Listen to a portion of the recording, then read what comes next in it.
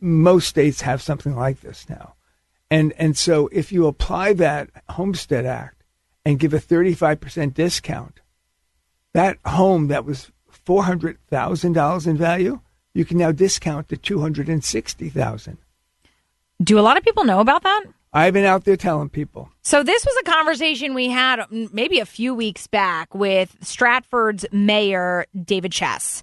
And what he's talking about at that time was this idea. He had proposed adopting the Connecticut Homestead Exemption Act to mitigate the sharp residential property tax hikes that were caused by all those 2025 revals. And what's interesting is, so Stratford did not end up going through with it, mostly because they had to drop it because of the time frame. They didn't have, first of all, enough people who could actually handle the inquiry of so many who would probably apply for this.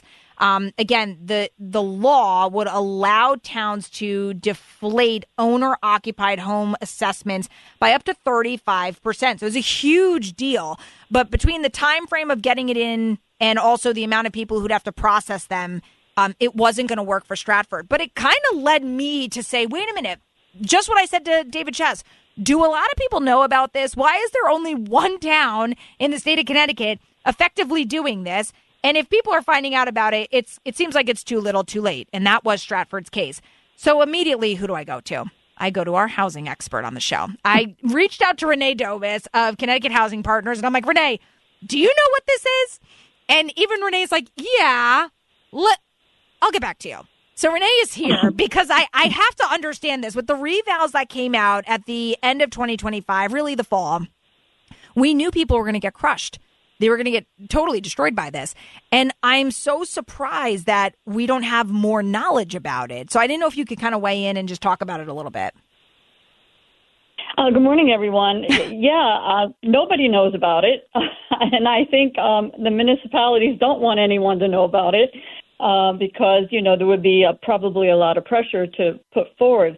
But I have the statute here in my hand. I don't know where the 35% comes from because it says it's amended to establish a property tax exemption of $50,000 of the assessed value of owner-occupied single-family dwellings. And if I assume an assessment rate of, say, 0.30, which, is average across the state of Connecticut, 50,000 divided by 1,000 times the 0.30, that's about $1,000 abatement per household, which is not insignificant. $1,000 is a lot of money. And maybe if you take that $1,000 divided by the amount of tax that you pay, maybe that's where you get to the 35%. I'm not quite sure, but it is capped at $50,000. I think it's a good thing. I think it will really help households if everybody knows about it because we're all getting crushed in property taxes. And, it seems like a lot of municipalities are unabated in their budgets.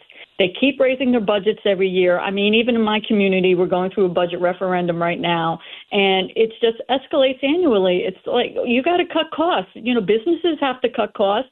Why can't municipalities cut costs? So I think we need to put the cry out, and I think, more people need to know about it and put pressure on the municipalities to adopt this.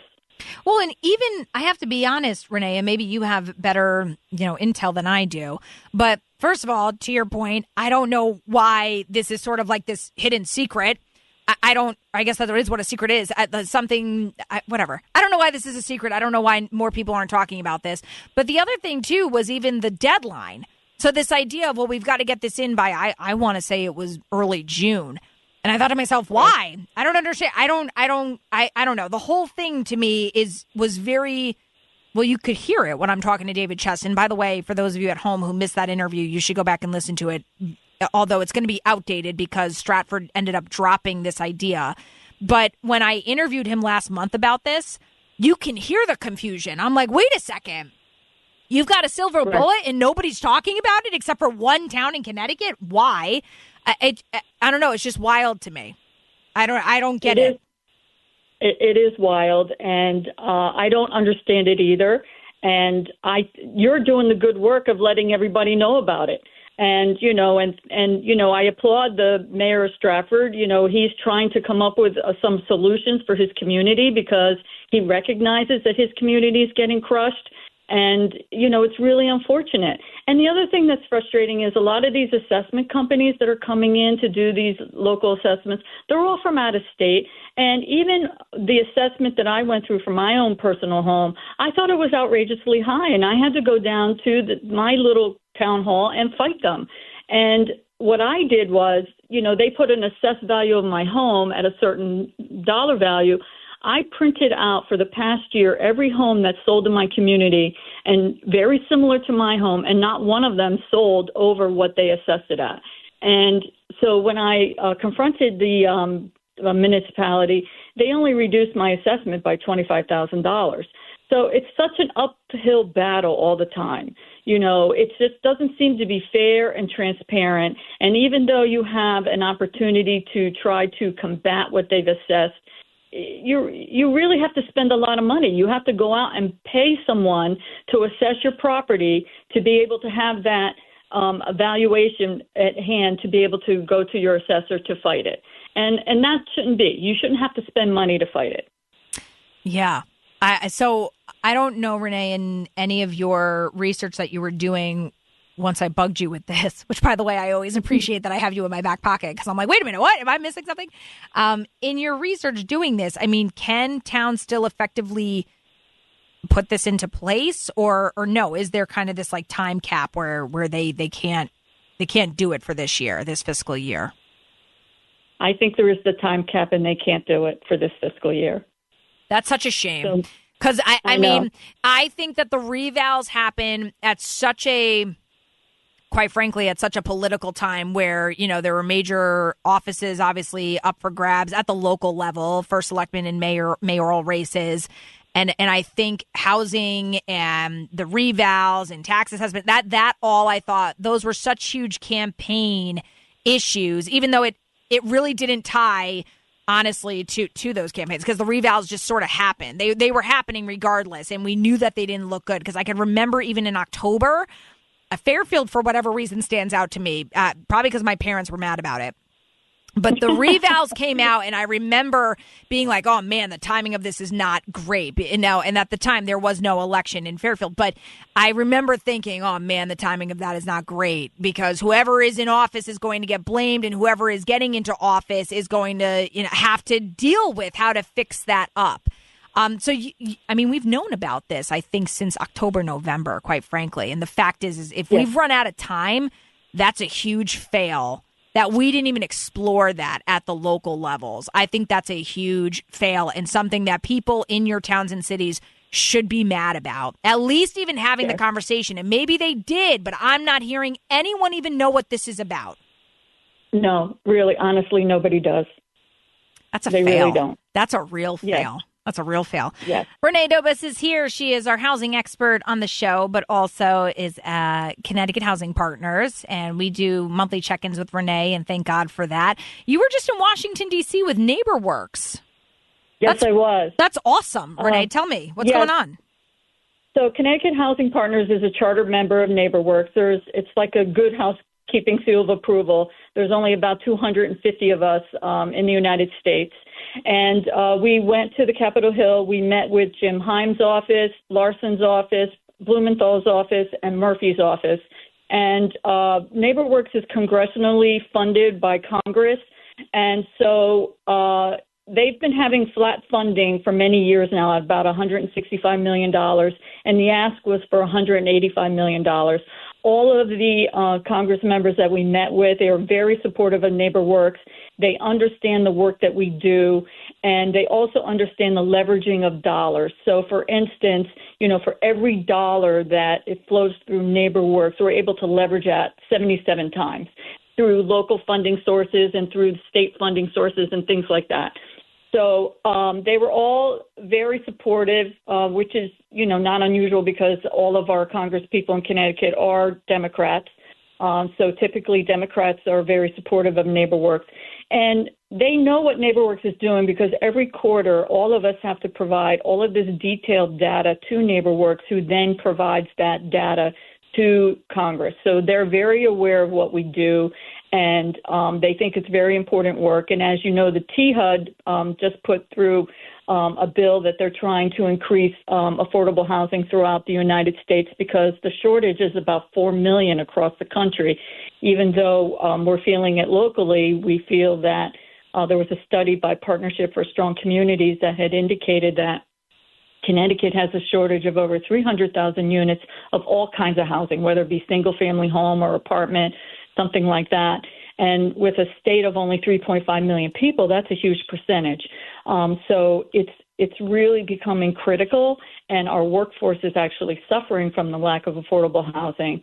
And as a little side note, I was having a conversation with one of our employees at Connecticut Housing Partners, and he's a young man with a young family, and he was trying to buy his first home, and he was looking in the Milford area because it was close to where we are in Trumbull. And he said, Renee, I just could not afford anything.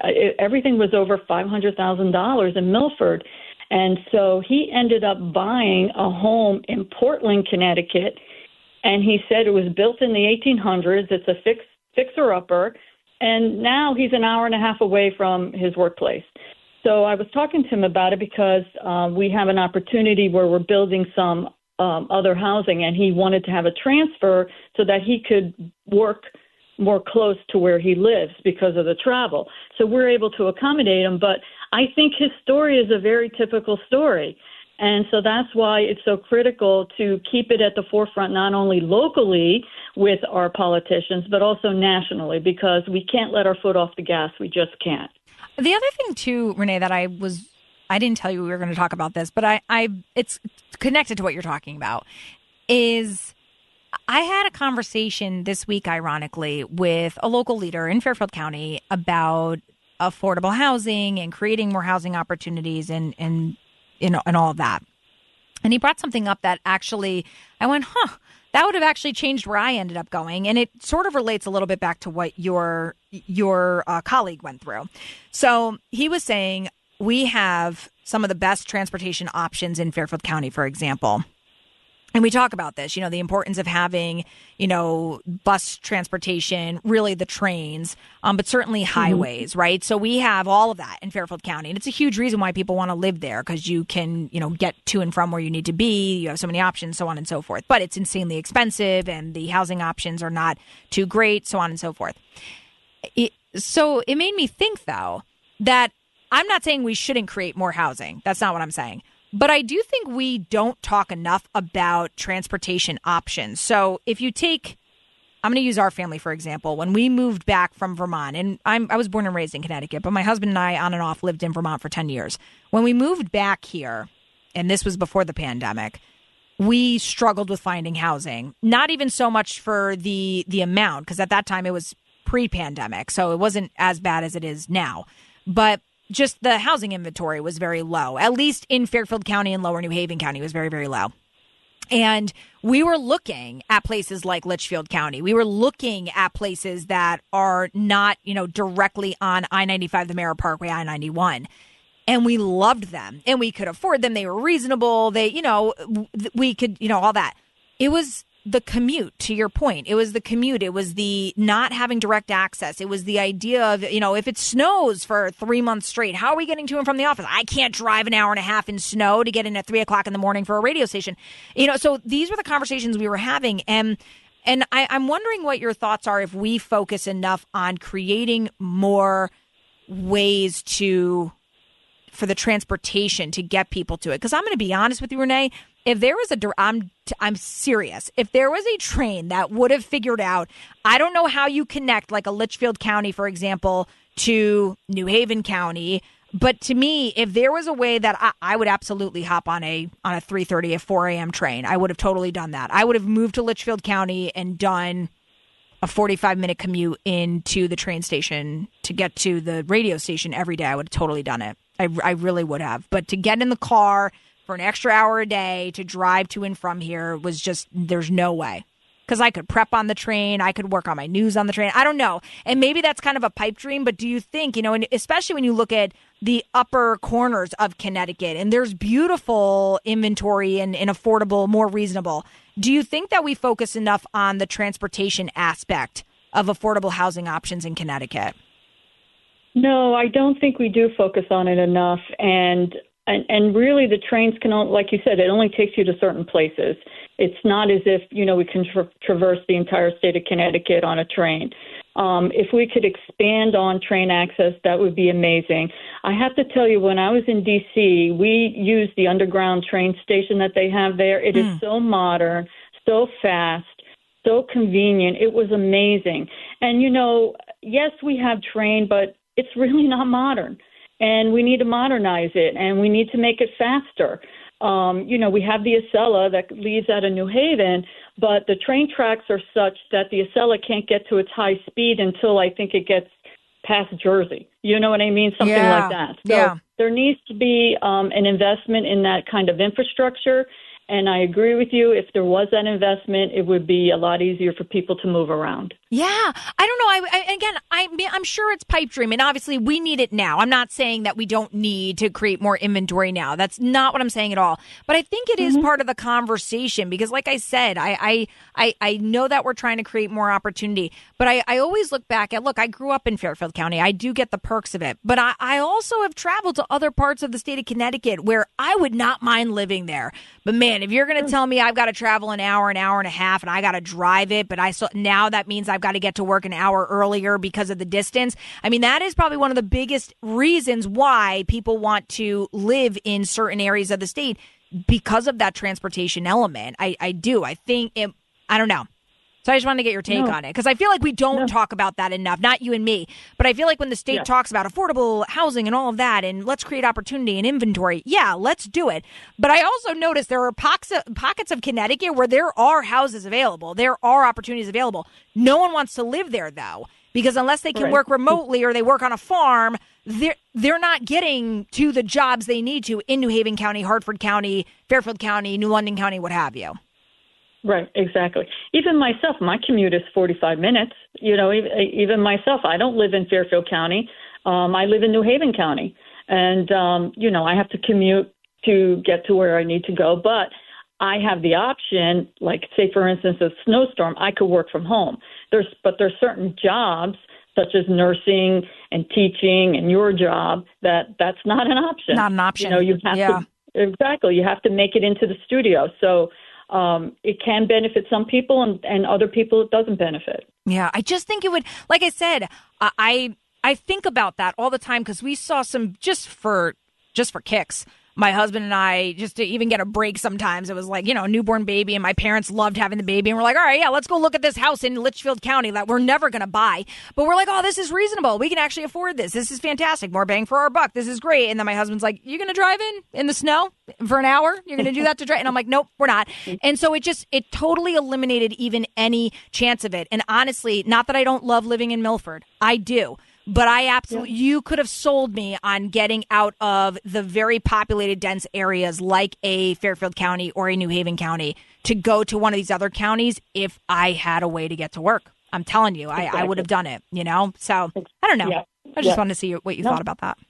No, I absolutely agree with you. There needs to be an investment in our infrastructure, even on the highways. I mean, it's they're so congested at times that it's so difficult to get around, and it's very frustrating. Mm-hmm. Yeah. We need flying cars. You're like, you know what? Now we got to get up in the air. That's what we need to do. It is. I just think it is part of the conversation that I just don't hear enough about relating back to housing. We certainly hear about it for infrastructure needs and all of that and the congestion on 95. Like we hear about that and safety and concerns, but we don't ever link it back to housing, at least at the state level. I don't hear it as much as I'd like to. So I appreciate you letting me get on my soapbox to talk about it today. I do, Renee. I appreciate you. Anytime. Okay. You're the best, Renee. Thank you so much. And of course, if you want to learn more about Connecticut Housing Partners and the work that they do, we will link it to Renee's podcast on our website, voiceofct.com. Renee, thank you for always giving us the time and for doing especially research on the Homestead Act. That fascinated me. I appreciate you. No problem. Have a great day, everyone. Thanks. You too. Renee Novis here on WICC.